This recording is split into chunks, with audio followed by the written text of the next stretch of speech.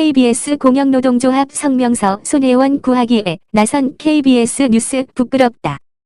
더불어민주당 손혜원 의원 목포 부동산 투기 의혹의 파장이 갈수록 커지고 있다. 손 의원이 일가 친척 등의 이름으로 목포 시내 문화재 등록구역 일대에 무려 10채의 집을 사들인 것으로 SBS 보도에서 드러났다. 이 과정에서 자신의 조카들에게 1억 원씩 증여하면서까지 집을 사들였는가 하면 보좌관의 배우자 이름으로도 집을 산 것으로 밝혀졌다. 또한 추가 보도에서 조카는 당시 군에 입대한 상황이어서 자신의 이름으로 집을 샀는지도 모른다고 밝혔다. 손 의원이 차명으로 집을 샀을 가능성이 커 보인다.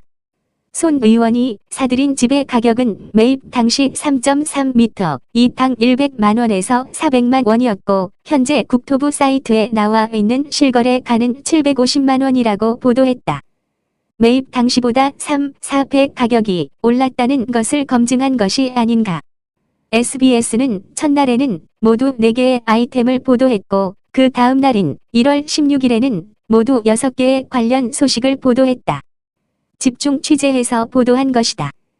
KBS 뉴스 9은 손 의원의 부동산 투기 의혹이 제기된 다음 날인 1월 16일 손 의원 관련 소식을 손혜원 의원 투기 의혹 목포 문화재거리 가보니 라는 제목으로 단 한 꼭지 보도했다. 그것도 일방적으로 손 의원을 편드는 성격의 뉴스였다. 뜬금없이 기자가 부동산 중개업소를 찾아가 시세를 묻는 장면이 나오고 이쪽 사람들은 쉽게 비싼 돈 주고 살 그런 형편이 안 돼요 라며 집값이 오르지 않았다는 뉘앙스의 인터뷰를 방송했다. 이어 인근 주민을 찾아가서 사서 개발이 돼야 하는데 현재 개발이 없어 아직까지는 라는 내용의 인터뷰를 방송하면서 아직까지 시세 차익을 체감할 만한 변화는 없다고 보도했다. 이와 함께 손 의원이 조카들에게 준 1억 원에 대해 증여세 관련 자료가 있다느니 리모델링 자금을 정부로부터 받지 않았다는 내용 등 대부분 손혜원 의원 측 입장이 많이 담긴 보도를 한 것이다. 말하자면 KBS 뉴스 9은 뒤늦게 손 의원의 부동산 투기 의혹 보도를 따라가면서 오히려 손혜원 의원 측 주장을 대변하는 것 같은 보도를 했다. 참 부끄러운 뉴스이다.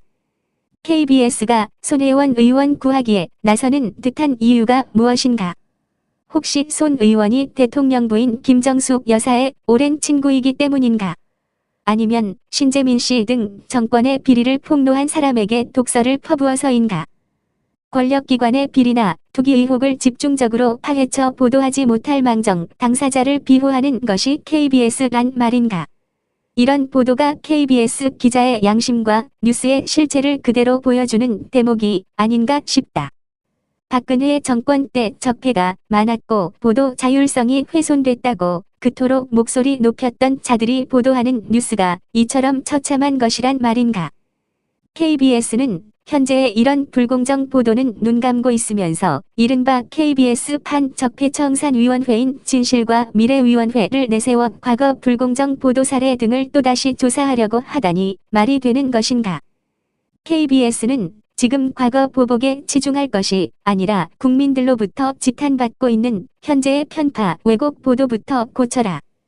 자칫 우리의 일터 KBS가 사라질 수도 있다는 것을 명심하길 바란다.